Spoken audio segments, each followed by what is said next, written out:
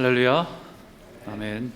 네, 우리 다시 한번 우리 좌우에 계신 분들한테 반갑게 인사를 나눴으면 좋겠습니다.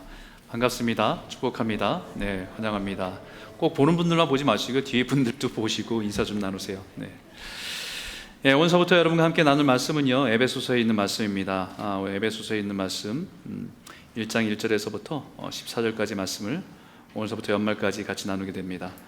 에베소 1장 1절에서 14절까지 말씀입니다. 제가 한 절, 여러분이 한 절 교독하도록 하겠습니다.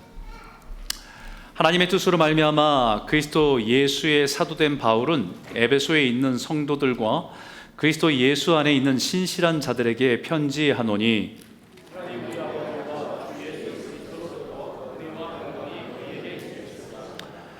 찬송하리로다. 하나님 곧 우리 주 예수 그리스도의 아버지께서 그리스도 안에서 하늘에 속한 모든 신령한 복을 우리에게 주시되,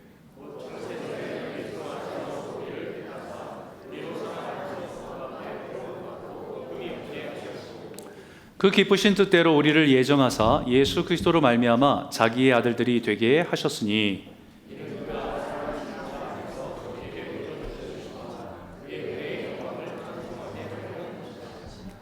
우리는 그리스도 안에서 그의 은혜의 풍성함을 따라 그의 피로 말미암아 속량 곧 죄사함을 받았느니라. 그 뜻의 비밀을 우리에게 알리신 것이요 그의 기뻐하심을 따라 그리스도 안에서 때가 찬 경륜을 위하여 예정하신 것이니,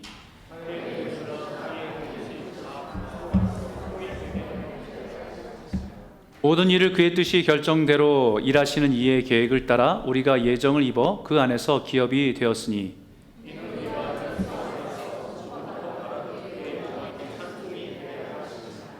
그 안에서 너희도 진리의 말씀 곧 너희의 구원의 복음을 듣고 그 안에서 또한 믿어 약속의 성령으로 인치심을 받았으니, 이는 우리 기업의 보증이 되사 그 얻으신 것을 속량하시고 그의 영광을 찬송하게 하려 하심이라.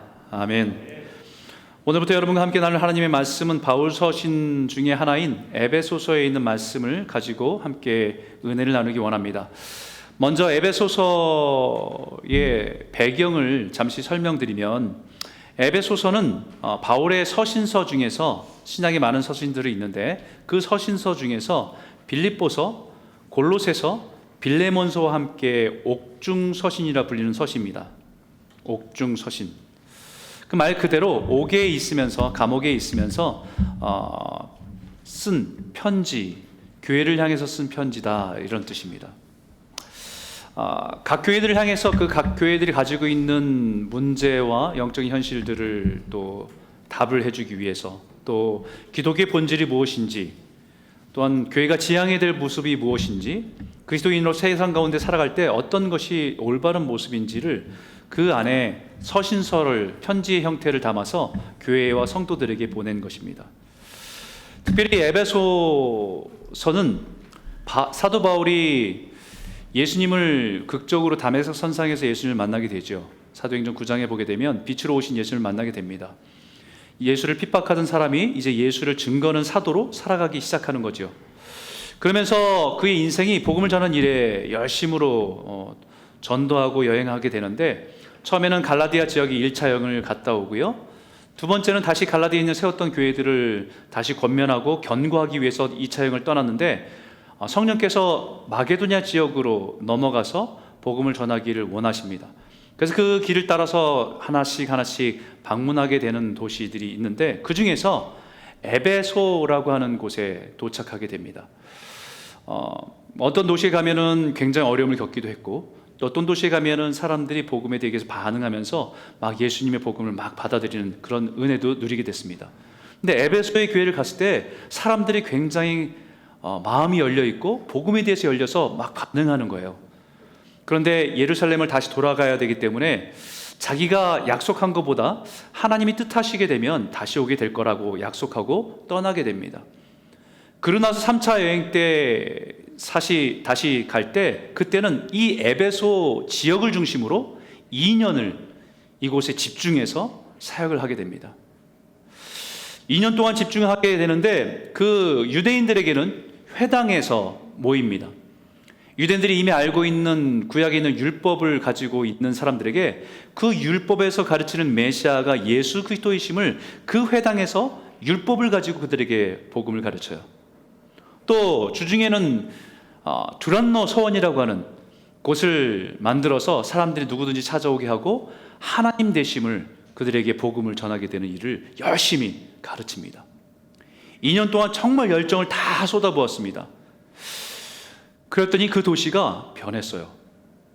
그 도시에 가득했던 미신을 섬기던 모든 우상을 섬기던 것들이 굉장히 많았는데 사람들이 예수의 복음을 받고 나서는요, 자신들이 그것을 다 불태우기 위해서 다 가져옵니다. 그래서 한 번에 그것을 다 태우는 것이 어마어마했다고 해요. 그만큼 영적인 변화가 그 도시 안에 이 교회 때문에 일어나게 된 것을 보게 됩니다. 그리고 나서 그 교회에서 제자들을 세워요. 제자들이 세운 사람들이 그 주변에 있는 도시들로 가서 이제 복음을 전하고 또 교회들이 세워지는 그런 복음화가 계속해서 일어나는 중요한 역할을 했던 교회가 에베소 교회입니다. 아마 사도 바울에게는 다 모든 교회들이 잊지 못할 교회이겠지만 에베소 교회만큼은 정말로 애착이 가고 정말 그리워하는 교회가 에베소 교회입니다. 이제 에베소 교회를 떠날 때에 그 교회에 있던 장로들과 기도하는 사람들이 환상을 봐요. 환상을 보는데 좋은 환상이 아니라 사도 바울이 예루살렘에 가면 붙들려서 결박당하는 모습을 보게 됩니다. 그 모습을 보면서 가지 말라고, 가게 되면은 결박당하니까 가지 말라고 막 만류를 해요. 근데 사도 바울은 나도 그 환상을 봤지만 내가 가야 할 길이다 라고 하면서 예루살렘을 떠나게 되죠. 그때 사람들이 에베소에 있는 장로들과 성도들이 엄청 울어요. 그렇지 않겠습니까? 정말 사랑했던 사도 바울을 떠나보는 일에, 그리고 잘 돼서 보는 게 아니라 그가 결박당하는 걸 뻔히 아는데 보내드려야 되는 그 모습 보면서 얼마나 슬프겠습니까? 그리고 떠나요. 그리고 정말 그 환상을 본 대로 사도 바울이 예루살렘 들어갔을 때 복음 전하는 그것 때문에 잡힙니다. 그리고 재판을 받게 돼요. 재판을 받는 과정에서 사도 바울이 로마 시민권자라는 것이 알게 되면서 그 재판은, 로마 시민권자는 그 지역의 재판으로 결정할 수 없고 로마로 이송하게 되어 있습니다. 그래서 로마 시민권을 갖고 있는 바울이었기 때문에 로마 군인들과 함께 로마로 이송하는 배에 실려서 보내게 돼요. 그래서 로마에 가서 뭐 철장이 있는 감옥은 아닙니다. 어느 집에 그 자택 구금이라고 하죠. 그 집에서 벗어나지 못하고 밖으로 나갈 수 없도록, 하지만 누구든지 찾아오는 사람을 만날 수 있는 그런 감금된 상태에서 로마에 있게 됩니다. 그때에 이제 여러 교회들, 자기가 섬겼던 여러 교회들의 이야기를 들으면서 그 교회에 대한 편지를 하나씩 둘씩 쓴 게 에베소의 교회를 향해서 쓴 것이 에베소서라고 하는 그 편지입니다. 우리가 에베소의 말씀들을 나누면서 이것이 2000년 전에 어느 교회, 에베소에 있는 어떤 교회에 대한 말씀이 아니라 오늘 동일한 믿음을 가지고 살아가는 우리들에게 주님께서 주시는 말씀이 분명히 있습니다. 오늘 우리가 이 시대를 살아가지만 동일한 그 말씀 안에서 우리의 믿음을 가지고 또 깨닫고 신실하게 살아가는 귀한 은혜를 함께 나눴으면 좋겠습니다. 이 사도 바울이 이 에베소서라고 하는 이 성경을 여러 가지를 얘기할 수 있겠지만 이 에베소서의 내용들을 하나로 딱 함축한다고 한다면, 여러 주제를 얘기할 수 있겠지만 하나로 함축한다고 한다면 이 단어가 나와요. 이 단어가 뭐냐면요, 부요함이란 단어입니다. riches.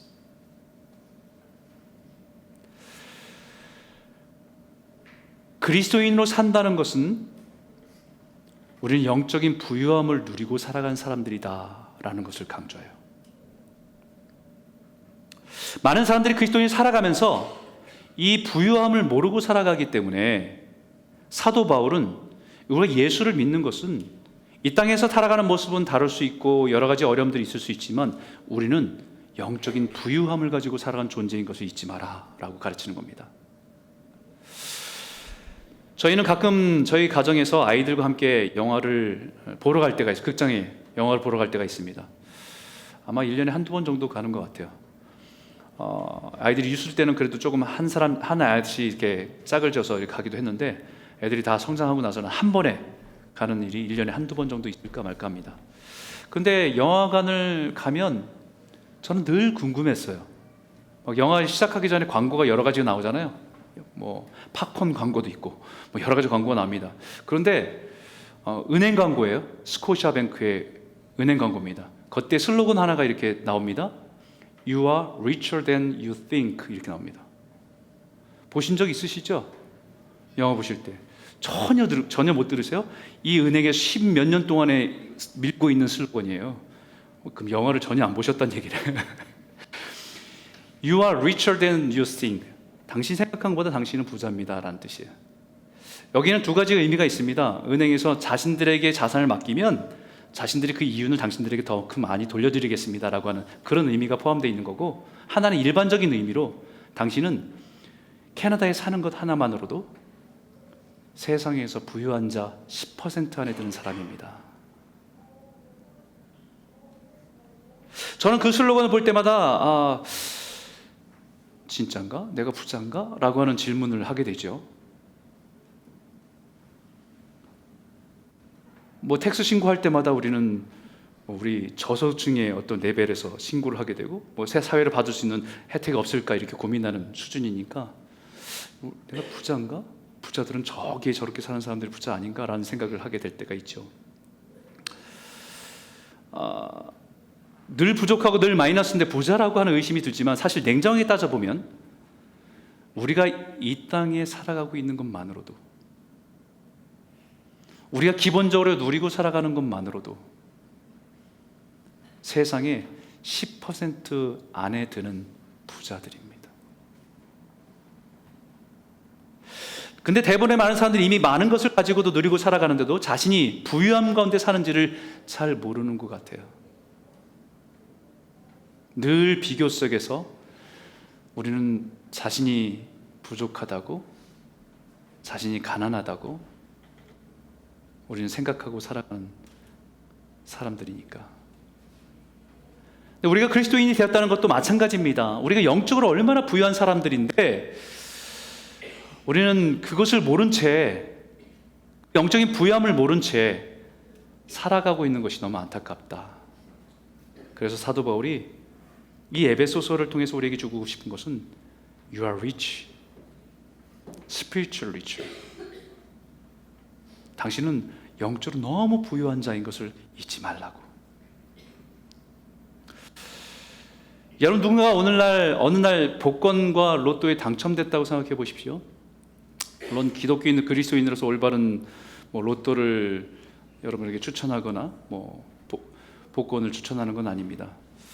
근데 만약 가정을 한다고 한다면 어느 날 로또를 맞춰보니까 당첨이 되었어요. 가정입니다. 근데 상금이 무려 $1 billion. 놀라지도 않으시네. 다들 갖고 계신가 보죠. $1 billion. 여러분, 그것이 만약에 당첨됐다고 생각해 보십시오. 그리고 나는 그 당첨된 그 복권을 가지고 있는 거예요 지금. 그러면 그 상금을 찾으러 가는 날까지 행복할까요? 슬플까요? 비록 그날 저녁에는 그 집안의 음식을 뒤져봐도 먹을 게 별로 없어요. 라면밖에 없습니다. 라면을 끓여 먹어도 행복할까요? 슬플까요? 그날 밤에 잠을 꼴딱 새서 잠도 못 자고 너무 피곤합니다. 그래도 행복할까요? 슬플까요? 아마도 그 상금을 타러가는 그 순간까지 그 입술에서는 저절로 휘파람 소리가 그치지 않을 겁니다. 누가 옆에서 못생겼다고 얘기해도 개의치 않고 우리는 살 수 있을 것 같아요. 니는 모른다 내 마음을. 사도 바울은 예수 믿는 것은 이런 것이라고 말합니다. 에베소에 있는 성도들, 그리고 밴쿠버에 사는 성도들에게 우리에게 말하는 것은 이겁니다. 비록 우리의 삶이 현실에 살아가는 삶이 곤고하고 때로는 부족하고 때로는 아프고 힘든 것이 있지만, 그러나 우리는 영적인 부유함을 누리고 사는 자다. 오늘 이 말씀을 기억하면서 우리는 우리 삶 속에서 허락하신 이 부유함들을 누리고 하루하루 믿음으로 살아가는 저와 여러분 모두가 되시길 주의 이름으로 축원합니다. 사도 바울이 자신의 삶을 통해서 고백하고 있는 거예요. 내가 예수를 전하다가 감옥에 갇혔지만 그러나 나는 찬송한다. 사람들이 볼 때는 나는 비참한 인생이라고 얘기할 수 있겠지만 나는 찬송할 수밖에 없다. 그러면서 우리에게 되게 고백하죠. 3절에 있는 말씀입니다. 같이 한번 읽을까요? 함께 읽겠습니다. 시작. 찬송하리로다. 하나님 곧 우리 주 예수 그리스도의 아버지께서 그리스도 안에서 하늘에 속한 모든 신령한 복을 우리에게 주시되. 찬송하리로다. 찬송할 수밖에 없다라는 것입니다. 비록 지금 감옥에서 차갑고 어두운 불편하고 힘들지만 그러나 주 예수 그리스도를 구주로 믿고 산다는 것은 이미 우리는 너무나 많은 복을 누리고 사는 존재이기 때문에 찬송할 수밖에 없다. 하늘의 신령한 복, spiritual blessing, 이미 우리는 가지고 있고 약속을 붙들고 있기 때문에 우리가 이 땅에 사는 동안에는 때로는 가난, 때로는 실패, 때로는 절망, 때로는 고통 가운데 살아갈 때가 있습니다. 그것이 우리의 현실이죠. 예수 그리스도를 믿고 사는 것은 이미 우리에게 허락하신 하늘의 복을 지금 이 순간 우리는 그것을 바라보면서 그것을 누리고 살아가는 것이 성도라는 것을 말씀하고 있는 거예요. 오늘 이 말씀을 통해서 다시 한번 우리가 이 영적인 풍성함들을 누리고 회복되어지는 귀한 예배되기를 주의 이름으로 축원합니다. 그리스도인들이 된다는 것은 삶의 찬송이 있는 삶으로 회복되는 것입니다. 왜냐하면 이것이 하나님께서 인생을 지으신 목적이기 때문입니다. 이사야서 43장 21절 이렇게 말합니다. 이 백성은 내가 나를 위하여 지었나니 나를 찬송하게 하려 함이라. 찬송하게 하려 함이라. 여기 영어 성경을 잘 보세요. custom made. 이 백성을 찬송하는 것에 적합하도록 만들었다라는 거예요. 찬송하도록 지음받은 우리가 살아가면서 불평하고 원망하고 투기하고 시기하고 살아가면 그 사람은 고장난 겁니다. 하나님은 그렇게 만드시지 않았는데 그렇게 살아간다 한다면 그것은 고장난 거예요. 죄 때문에 고장난 거예요. 컴퓨터가 바이러스에 감염되면 재기능하지 못하는 것처럼 죄에 감염되어서 찬송할 수 없게 되는 거죠. 그렇기 때문에 시편 기자는 자신의 삶에 찬양이 타오져 나오지 못하고 힘겹고 어려운 현실을 보면서 정말 불평하고 원망하는 자신의 모습을 보면서 믿음의 선포를 하기 시작합니다. 할렐루야, 내 영혼아 여호와를 찬양하라. 나의 생전의 여호와를 찬양하며 나의 평생에 내 하나님을 찬송하리로다라고 선포하는 것입니다. 그것은 영적인 백신을 스스로 자신의 영혼에게 주입하는 거예요. 자꾸 환경을 보니까 불평이다. 자꾸 환경을 보니까 낙심이 되고 절망되는 겁니다. 찬송해야 되는 걸 알지만 찬송할 수 없는 자신의 현실을 보면서 너무 답답한 겁니다. 그러니까 믿음으로 고백하는 거예요. 그리고 결론이 호흡이 있는 자마다 여호와를 찬양할지어다라고 고백하고 있는 거죠. 오늘 이 예배를 통해서 우리의 찬송이 회복되기 원합니다. 입술의 찬송이 아니라 주를 향한 우리의 마음의 고백과 그 언약에 대한 확신을 가지고 우리의 모든 삶을 이기는 그 찬송이 저와 여러분 삶 가운데 터져 나오기를 주의 이름으로 축원합니다. 사도 바울은 우리가 찬송할 수밖에 없는 몇 가지 구체적인 이유를 오늘 본문을 통해서 말씀하고 있는데 첫 번째는 이겁니다. 우리가 찬송할 수밖에 없는 이유. 따라해 볼까요? 부족한 우리를 하나님 아버지의 자녀 되게 하셨기 때문에. 4절과 5절에 있는 말씀인데 같이 한번 읽겠습니다. 시작. 곧 창세전에 그리스도 안에서 우리를 택하사 우리로 사랑 안에서 그 앞에 거룩하고 흠이 없게 하시려고 그 기쁘신 뜻대로 우리를 예정하사 예수 그리스도를 말미암아 자기의 아들들이 되게 하셨으니. 하나님의 자녀가 돼서 우리가 하나님을 예수를 믿는다라는 것은 하나님께서 우리를 어댑트 하셨다는 겁니다. 하나님께서 우리를 어댑션, 입양하셨다는 거예요. 그 입양하는 조건은 없습니다. 하나님의 자녀가 되기 위해서, 하늘 아버지의 집에 가족이 되기 위해서 어떤 조건을 걸지 않으셨습니다. 그와 같이 버려지고 죄 가운데 버려져서 소망이 없는 가운데 살다가 영원한 어둠에 처할 수밖에 없는 우리에게 하나님의 자녀가 되는 권세를 주실 때 어떤 조건을 걸지 않으셨어요. 아무것도 없다는 겁니다. 하나님의 자녀가 되기 위해서 영어를 잘해야 된다든지, 아니면 방언은 적어도 할 줄 알아야 된다든지, 일주일 금식은 3일 정도는 해야 되는 거 아니니, 성경의 10분의 1 정도는 암송하고 있어야 된다든지, 기도를 하루에 한 2시간 이상은 해야 된다든지, 이런 조건이 아무것도 없었다는 거예요. 하나님 우리를 긍휼히 여기셔서, 불쌍히 여기셔서 우리를 자녀 삼기로 결정하신 거예요. 그래서 은혜죠.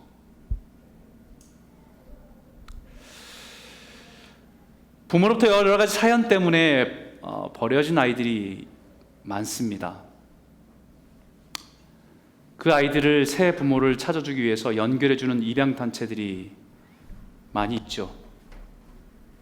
근데 그 입양단체들에서 그 아이들에 대한 신상에 대한 서류를 작성할 때 의도적으로 굉장히 주의해서 기록하는 부분이 있다고 합니다. 그 아이에 대해서 기록할 때, 그 아이에 기록할 때 거기 어떤 걸 기록하겠어요? 잘생긴 거, 키가 얼마고, 몸무게, 이런 객관적인 뿐만 아니라 그 아이를 어디에 버려졌음, 문 앞에 버려졌음, 길가에 버려졌음, 교회에 두고 갔음, 이렇게 표현하지 않는다는 거예요. 그 대신에 반드시 이렇게 표현한대요. 어디에서 발견되었음, 집 문에서 발견되었음, 교회에서 발견되었음. 이 차이는 너무나 크다는 겁니다. 어디에서 버려졌음이라고 하는 것은 소망이 없고 불쌍한 존재이고 비극적인 존재임을 의미하지만, 어디서 발견됐다고 하는 것은 입양하는 사람에게 기쁨이 있다는 거예요.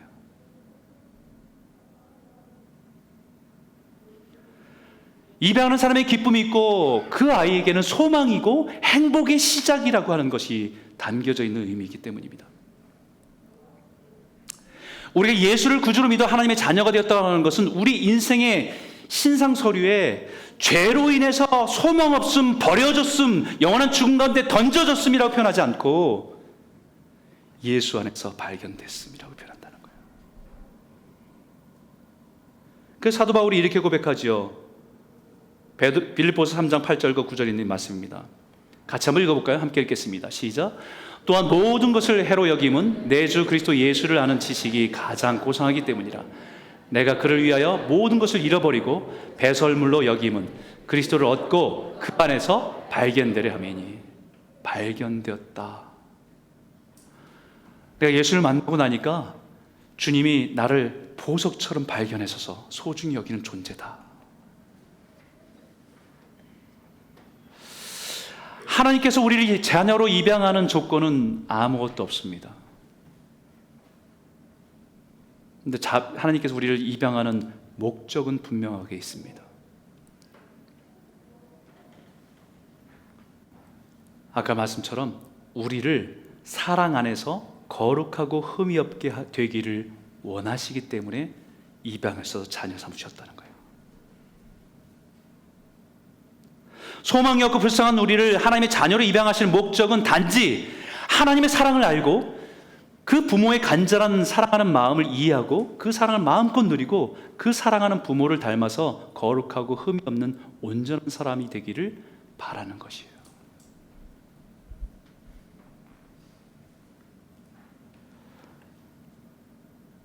우리를 사랑 안에서, 우리가 예수를 믿으면 우리가 하나님께 기도하고 또 하나님께 은혜 받고 우리가 기도한 것이 응답받기도 하고 내 문제가 해결되기도 하고 내 필요를 채워주게 하는 하나님의 은혜를 누리게 하시는 거잖아요. 그것이 사랑을 알게 하는 거잖아요. 아, 하나님이 나를 사랑하시는구나. 그리고 우리는 그 사랑 안에서 하나님을 조금씩 조금씩 알아가면서 닮아가고 거룩함 가운데 살아가는 것. 주님이 원하시는 건 이거 하나예요. 이것을 위해서 하나님께서는 엄청난 대가를 치르셨습니다. 예수 그리스도의 십자가에서 그의 피를, 우리의 죄의 대가를 다 치르시고 죄 가운데 우리를 사신 거예요. 대가를 치르신 겁니다. 이 엄청난 것을 거저 주시니 은혜라고 할 수밖에 없죠. 내가 어떤 조건이 있어서 조건에 맞은 사람이라고 한다면 내 자랑이 되겠지만, 우리에게는 조건이 아무것도 없는데 우리를 하나님 자녀 삼아주셔서 이 은혜를 주시니 은혜죠. 그러니 찬송하지 않을 수 있습니까? 그래서 이 6절이 이렇게 고백하는 거예요. 이는 그가 사랑하시는 자 안에서 우리에게 거저 주시는 바 그의 은혜의 영광을 찬송하게 하려는 것이라. 사랑하는 성도 여러분, 그리스도인으로 살아간다는 것은요, 은혜입니다. 하나님 아버지의 자녀가 되는 엄청난 그 특권을 은혜 안에 누리게 되는 것입니다. 날마다 그 은혜의 감격과 기쁨을 온 마음으로 찬송하며 살아가시는 저와 여러분 모두가 되시길 주의 이름으로 축복합니다. 두 번째 말씀 나누겠습니다. 따라하겠습니다. 미련한 우리에게 예수님의 지혜와 총명을 우리에게 넘치게 주시기 때문에 우리가 찬송할 수밖에 없는 이유, 두 번째는요, 미련한 우리인데 우리에게 지혜와 총명 주셔서 우리의 인생을 지혜롭게 살아가도록 인도하시기 때문에 찬송할 수밖에 없다. 오늘 8절 9절에 있는 말씀인데 같이 한번 읽겠습니다. 시작. 이는 그가 모든 지혜와 총명을 우리에게 넘치게 하사 그 뜻의 비밀을 우리에게 알리신 것이요 그의 기뻐하심을 따라 그리스도 안에서 때가 찬 경륜을 위하여 예정하신 것이니. 십자가의 은혜로 우리를 하나님의 자녀 삼아주신 것에만 끝나지 않고 우리가 자녀로 이 땅에 살아가는 동안에 예수님의 지혜와 총명을 우리에게 마음껏 부어주신다는 겁니다. 예수님이 가셨던 지혜, 예수님이 누렸던 지혜와 총명을 마음껏 부어주신다는 거예요. 누가복음 2장에 보니까 예수님은 지혜와 키가 자라가며 하나님과 사람들에게 더욱 사랑스러워 가시더라 말씀하셨던 것처럼 예수님이 이 땅에 살아가시면서 가지고 계셨던 지혜, 총명, 이것을 우리들에게도 아낌없이 부어주신다라는 거예요. 우리는 지난 몇 주 동안에 열왕기상을 묵상하면서 솔로몬의 인생을 묵상했습니다. 솔로몬에 묵상하면서 솔로몬이 지혜의 왕으로 세상 사람들을 다 알고 있어요. 세상 모든 사람보다 뛰어난 지혜를 가지고 나라를 다스린 왕으로 우리는 알고 있습니다. 그래서 우리는 솔로몬이 하나님께 지혜를 달라고 기도했다라고 생각합니다. 그렇게 알고 계신 분들이 많아요. 근데 성경에 보니까 정확하게 이 솔로몬이 하나님께 지혜 주십시오라고 기도하지 않았더라고요. 이렇게 기도했습니다. 누가 주의 이 많은 백성을 재판할 수 있사오리까 듣는 마음을 종에게 주사 주의 백성을 재판하면서 선악을 분별하게 없소서. 솔로몬이 이것을 구하며 그 말씀이 주의 마음에 든지라 내가 내 말대로 하여 내게 지혜롭고 총명한 마음을 주노니 내 앞에서도 너와 같은 자가 없거니와 내 뒤에도 너와 같은 자가 일어남이 없으리라. 지혜를 구한 게 아니고요, 똑똑하게 해달라고 구한 게 아니고 주님께 듣는 마음을 주십시오. 하나님의 백성들을 올바로 판단하면서 옳고 그름을 판단해야 되는 자리에 있는데 저는 그것을 옳고 그름을 잘 판단할 수 있는 능력이 없습니다. 주님, 저에게 하나님이 옳고 그름에 대해서 하나님이 나에게 말씀하신 것들을 들을 수 있는 마음을 주십시오. 이게 지혜예요.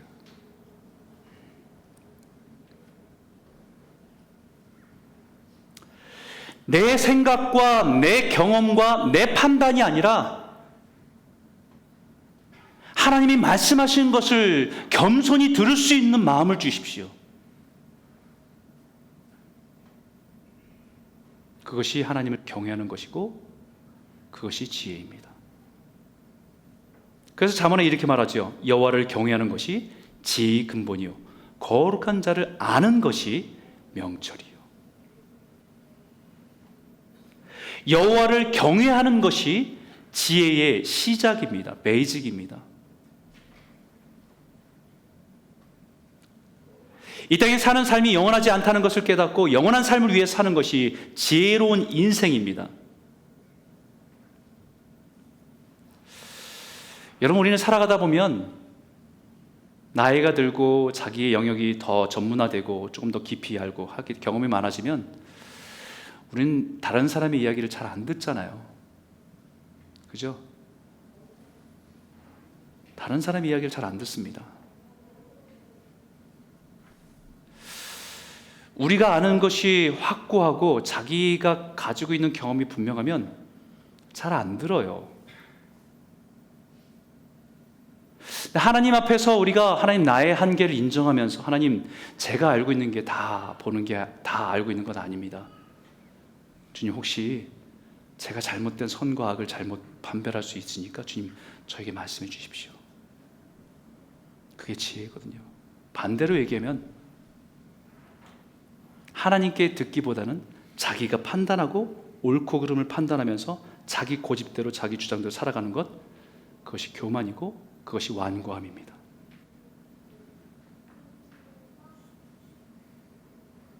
우리 나이가 들수록요 하나님께 겸손히 듣는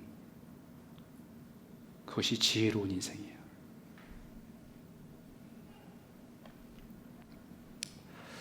그것은 바로 하나님을 인정하고 경외하면서 시작하기 때문입니다. 그것을 하나님께 넘치도록 우리에게 부어주시겠다고 약속한 지혜와 총명입니다. 이 지혜와 총명은 머리를 똑하게 해서 공부할 때마다 한 번 보면 다 외우게 해달라는 그런 지혜를 달라는 게 아니에요.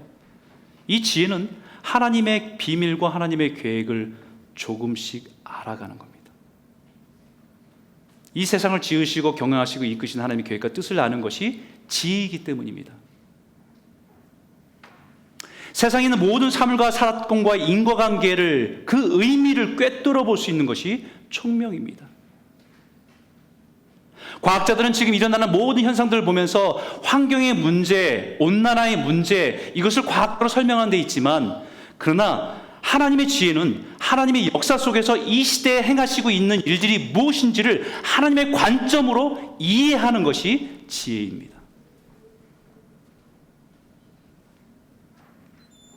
예수님이 이 지혜와 총명이 충만하신 분이었어요. 왜냐하면 10절과 11절에 이렇게 말합니다. 하늘에 있는 것이나 땅에 있는 것이나 다 그리스도 안에서 통일되게 하려 하심이라. 모든 일을 그의 뜻의 결정대로 일하시는 이의 계획을 따라 우리가 예정을 입어 그 안에서 기업이 되었으니. 모든 만물이 하나님을 통해서 예수를 통해서 창조되었고 운영되고 결국은 다시 오실 주님을 맞이하고 준비하는 인류의 역사 속에서 우리는 그 의미들을 찾는 것이 지혜라는 거예요. 이 땅의 것이 영원할 것처럼 생각하고 창고에 쌓아두고 살아가는 사람들을 뭐라고 하셨습니까? 성경에 미련한 자다라고 했어요. 이 땅에 사는 사람들에게는 부러움을 사는 인생일지 모르지만 하나님 보실 때는 미련한 자라고 말씀하셨어요. 예수님은 그 지혜와 총명으로 십자가의 고통과 죽음 앞에서도 이 하나님의 계획과 뜻을 알기에 기꺼이 자신의 목숨을 십자가에 내어주실 수 있었던 것, 그것이 예수님의 지혜고 예수님의 총명입니다. 사도 바울도 자신의 많이 배운 지식과 명성을 가지고 한평생 인정받으며 존경받으며 살아갈 수 있습니다. 얼마든지 그런 조건을 갖추고 있는 사람이에요. 그런데 예수를 만난 이후에 영원한 것을 위해서 영원하지 않는 것을 포기할 줄 아는 것이 지혜와 명철임을 우리들에게 보여줬습니다. 세상 사람들이 볼 때는 얼마든지 세상에서 유명해지고 부유해지고 편안하게 살 수 있는데 왜 그렇게 사냐? 참 미련하게 산다라고 얘기를 들었을지 몰라요. 우린 가끔 선교사님들의 이야기, 그들의 인생의 얘기를 들으면 저렇게 좋은 대학을 나왔고 그런 인류 기업에서 촉망받는 인재가 왜 그렇게 오지에 가서 고생하면서 그렇게 살아? 참 미련하다라고 생각할지 모릅니다. 말은 그렇게 안 해도 속으로 그렇게 생각할 수 있어요. 그러나 사도 바울은 우리에게 분명히 말합니다. 십자가의 도가 멸망한 자들에게는 미련한 것이요, 십자가의 도가 뭡니까? 십자가를 따라가는 길이 멸망하는 사람들에게는 미련해 보여요. 그런데 그것은 하나님의 지혜다. 예수님을 따라 살아가는 것이 세상의 눈으로 볼 때는 미련해 보일 것입니다. 자기 것을 챙기고 사는 것도 아니고 때로는 손해보고 사는 것이기 때문에. 맞습니다. 이 땅의 삶이 전부라고 한다면 그렇게 살면 안 됩니다. 그건 정말 미련한 거예요. 근데 이 땅의 삶은 영원하지 않음을 알고 영원한 나라를 위해 사는 것은 결코 미련한 인생이 아니에요. 예수를 몰랐다고 한다면 그렇게 살았을 겁니다. 그게 미련한지도 모르고 열심히 그렇게 살았을 겁니다. 그러나 예수를 통해서 우리는 그 지혜와 총명을 우리에게 주셨기 때문에 우리는 그렇게 살아가지 않아요. 그것도 우리에게 그 지혜와 총명을 풍성히 주신다고 약속하고 있는 거예요. 하나님의 지혜와 총명으로 하나님의 계획과 뜻을 따라서 세상을 바라보고 살아가게 하신다라고 하신 것입니다. 여러분, 요즘에 유행하는 단어 중에 YOLO라고 하는 단어가 있잖아요. YOLO 들어보셨죠? You only live once. 한 번 사는 인생. 한 번 사는 인생. 요즘에 한 번 사는 인생, 이게 어떻게 사람들이 이것을 많이 인용하냐면, 한 번 사는 인생, 야, 먹고 싶은 거 먹고, 하고 싶은 거 하고, 가고 싶은 데 가고, 누리고 싶은 거 누리고, 이렇게 살기 위해서 쓰는 표현이 YOLO라고 하는 단어예요. 근데 원래는 그런 의미가 아닙니다. You only live once. 당신은 한 번 사는 인생이기 때문에 의미 있게, 가치 있게 살아야 됩니다 라는 의미예요. 무엇이 의미 있는지, 무엇이 가치 있는지, 무엇이 영원한 의미인지를 깨닫고 살아가는 것이 지혜입니다. 그래서 사도 바울은 평생에 복음을 위해서 떠돌아다니고 복음 때문에 감옥에 갇히는 일이 그 인생에 전혀 문제가 되지 않아요. 부끄럽지 않습니다. 오히려 자랑이 됩니다. 사도 바울은 하늘의 비밀을 깨닫게 하시고 믿고 바라보게 하시니까 얼마나 감사한지 모른다고 하는 겁니다. 그러니 어찌 찬송하지 않을 수 있습니까? 12절에 있는 말씀인데 같이 한번 읽어볼까요? 함께 읽겠습니다. 시작. 이는 우리가 그리스도 안에서 전부터 바라던 그의 영광의 찬송이 되게 하려 하심이라. 아멘. 저는 지난주에 예전에 우리 교회에서 같이 신앙생활 했던 분의 장례식을 갔다 왔습니다. 나이가 77세에 하나님 부르심을 받았어요. 요즘 나이로는 젊은 모습이죠. 너무 일찍 부르심을 받은 모습입니다. 그 장례식에서 예배를 드리면서 그런 생각이 들었어요. 이 장례식 앞에서 우리가 찬송하면서 예배할 수 있는 게, 그 성도가 누리는 풍성함이구나. 만약에 우리가 믿음이 없다고 한다면 그 장례식은 죽음 앞에서 우리 인생은 파산입니다. 그런데 우리가 성도이기 때문에, 하늘의 약속을 받은 성도이기 때문에 그 죽음 앞에서도 우리는 찬송하면서 기뻐할 수 있는 거예요. 예수를 믿고 예수를 따라 살아가는 삶을 통해서 하나님의 영광이 회복되는 그 인생의 길로 이끄시기 때문에 얼마나 감사한지 모릅니다. 그것이 예수 믿는 성도들이 매일매일의 고백이 되고 찬송인 줄 믿습니다. 세 번째 나누겠습니다. 따라해볼까요? 무능력한 우리에게 성령님이 영광의 기업의 보증이 되어주시기 때문에. 세 번째, 우리가 찬송할 수밖에 없는 이유를 세 번째 말할 때, 능력 없는 우리인데 성령님 우리 인생의 보증이 되어주신다. 그것 때문에 찬송할 수밖에 없다. 우리 한번 13절 14절 한번 읽어볼까요? 함께 읽겠습니다. 시작. 그 안에서 너희도 진리의 말씀 곧 너희의 구원의 복음을 듣고 그 안에서 또한 믿어 약속의 성령으로 인치심을 받았으니 이는 우리 기업의 보증이 되사 그 얻으신 것을 속량하시고 그의 영광을 찬송하게 하려 하심이라. 아멘. 우리가 하나님의 자녀로 복된 삶을 살게 하신 것은 구원의 복음을 듣고 하나님의 자녀가 되게 하신 것, 그것과 그리스도 안에서 믿음을 통해서 지혜와 총명을 가지고 살아가게 하신 것. 근데 거기서 끝나지 않습니다. 성령님께서 우리를 인치셔서 기업의 보증이 되어주신다.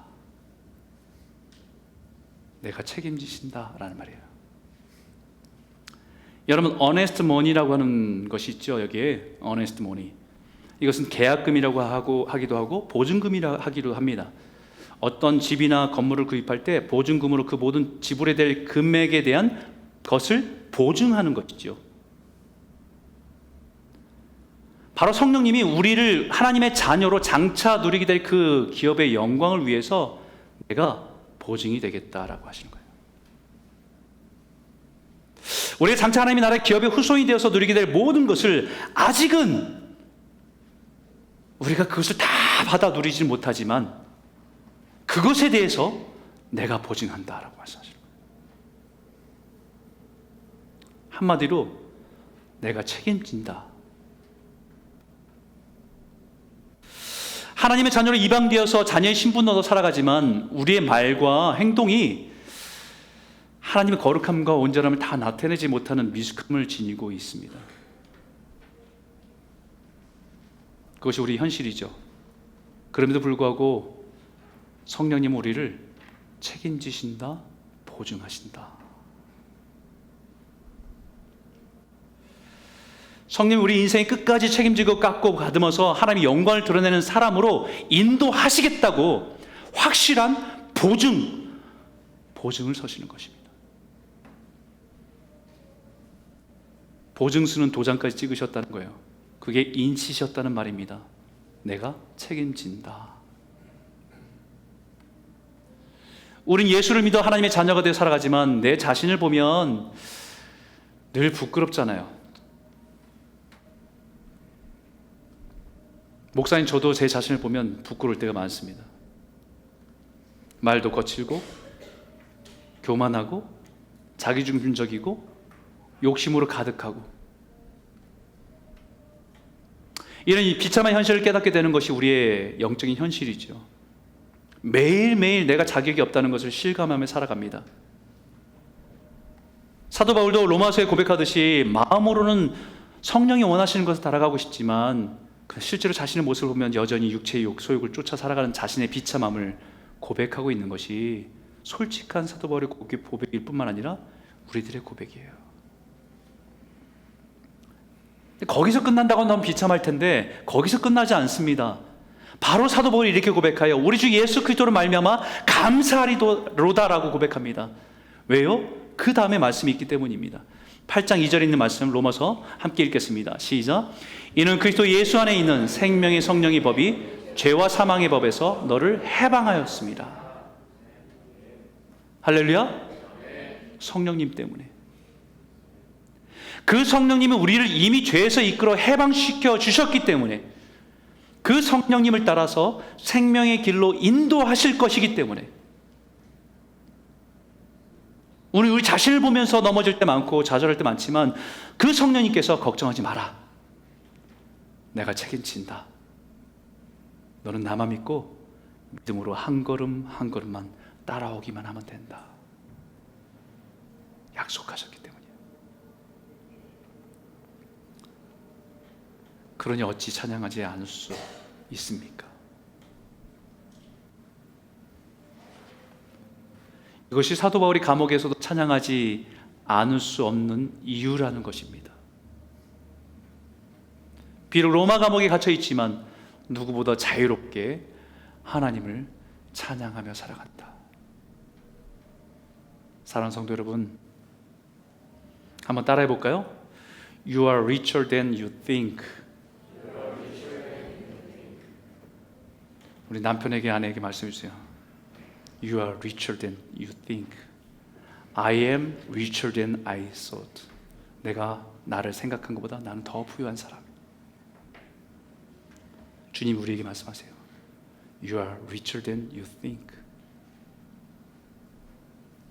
네가 생각하는 것보다, 네가 느끼는 것보다 너는 정말 영적으로 부유한 자야.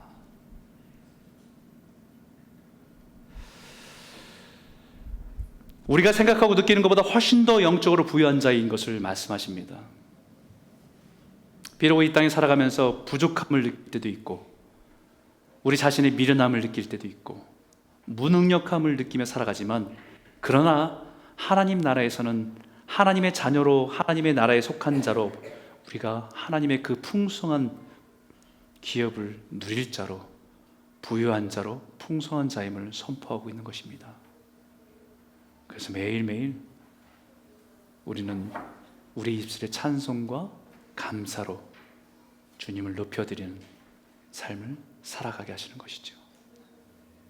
오늘 이 말씀처럼 우리가 살아 숨쉬는 동안에, 이 땅에 사는 동안에 우리가 하나님을 찬송하고 입술의 고백과 마음의 고백으로 예배하고 살아가는 저와 여러분 모두가 되시길 주의 이름으로 축원합니다. 우리 한번 같이 기도할까요?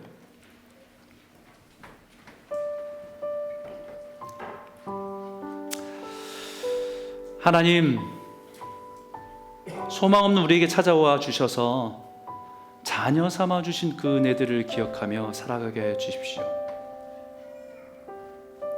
당연한 것 아니고 주님이 우리를 찾아오셔서 그냥 그 사랑으로 우리를 자녀 삼아 주신 그 은혜, 그 은혜에 반응하며 살아갈 수 있도록 도와주십시오. 매일매일 하나님의 그 사랑 안에서 우리에게 베푸신 그 은혜를 따라서 우리가 주님께 반응하며 주님을 닮아가는 삶을 살기 원합니다.